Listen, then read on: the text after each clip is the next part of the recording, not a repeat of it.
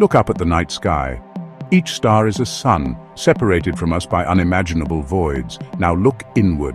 Inside your skull is a universe just as mysterious: consciousness. You aren't just a collection of atoms, you are experiencing this moment.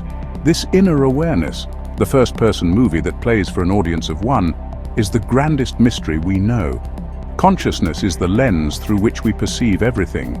Without it, the universe might as well not exist for us. Science, art, love, all are products of conscious minds seeking to understand reality. The question, what is consciousness? Is the universe trying to understand itself? We can map the brain, watch neurons fire, and trace the pathways of thought. But where, in all that machinery, does the feeling of redness or the ache of sadness reside? This gap between brain processes and subjective experience is the hard problem of consciousness. Are mind and brain truly the same, or is there something more? This is the heart of the mind-body problem. The journey to answer it is a journey into the very nature of ourselves. Physicalism says everything, including your mind, is fundamentally physical. Your thoughts and memories are patterns of activity in your brain. No ghost in the machine.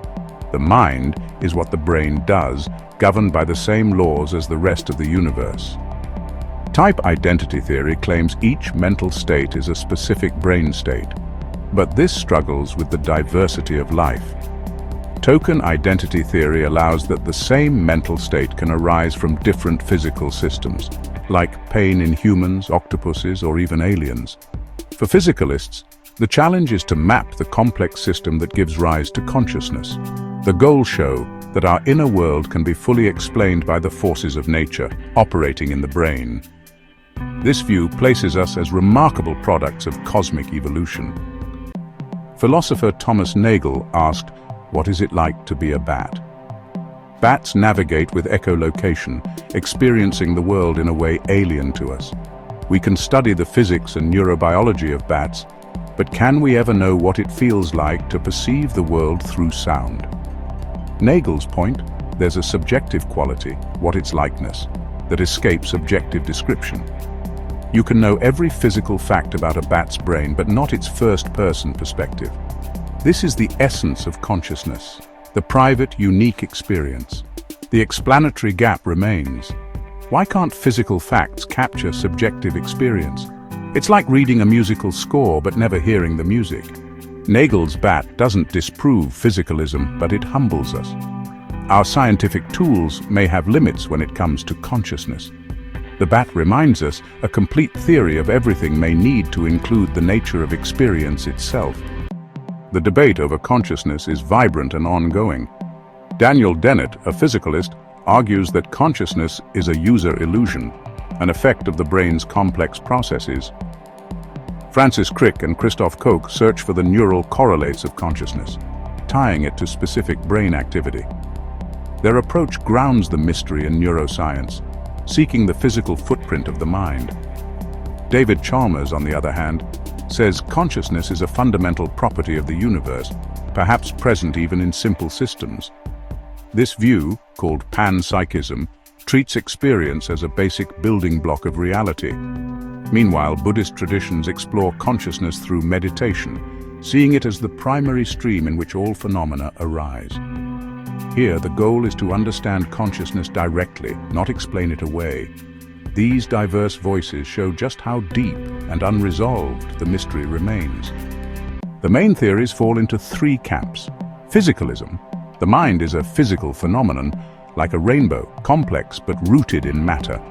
Dualism. There are two kinds of stuff, physical and mental. The mind is a non-physical entity interacting with the body.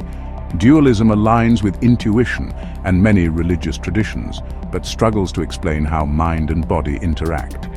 Emergentism, only physical matter exists, but when it's complex enough, new properties like consciousness emerge. Think of wetness.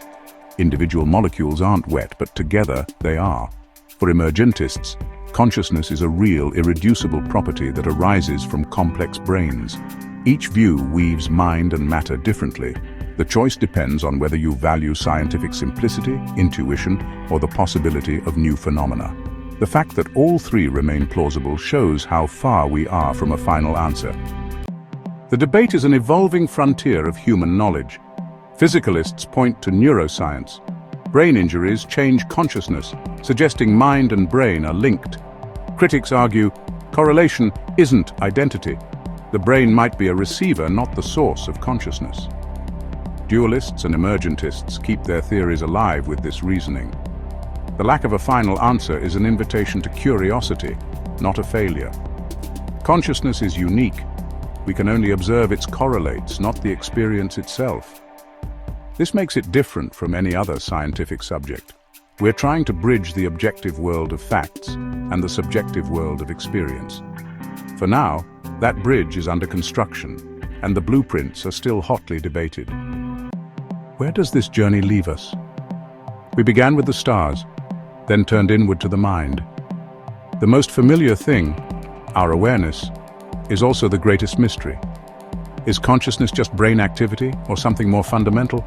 The honest answer, we don't know. The quest to understand consciousness is deeply human, the universe, through us, striving for self-knowledge.